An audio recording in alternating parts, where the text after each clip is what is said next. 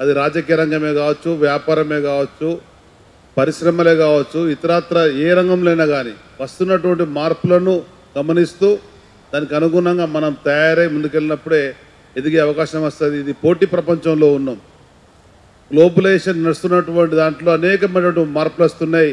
ఇక్కడ మనం మాట్లాడుతుంటుంటే ప్రపంచంలో ఎక్కడైనా ఉన్నటువంటి వాళ్ళు ఇదే సమయంలో చూసి వినేటువంటి పరిస్థితి మన కళ్ళ ముందు కనబడుతుంది. ఒకనాడు ఒక సమాచారం ఇవ్వాలని చెప్పంటే రోజు తరబడి పట్టేటువంటి పరిస్థితి. కానీ ఈరోజు క్షణాలలోనే అంతటి అవకాశాలు వస్తున్నాయి కనుక వాటన్నిటినీ ఇటువంటి వేదికల ద్వారా, ఇటువంటి సంస్థల ద్వారా మరింత మంచి భవిష్యత్తుకు రావాలని చెప్పని, ఆ విధంగా ఎదగాలని చెప్పని, ఒకనాడు ఉన్నటువంటి వ్యాపారం మేలుకోలు వేరు, నేడు వస్తున్నటువంటి పోటీతత్వంలో వ్యాపారం రాణించాలని చెప్పంటే అది మామూలు విషయం కాదు.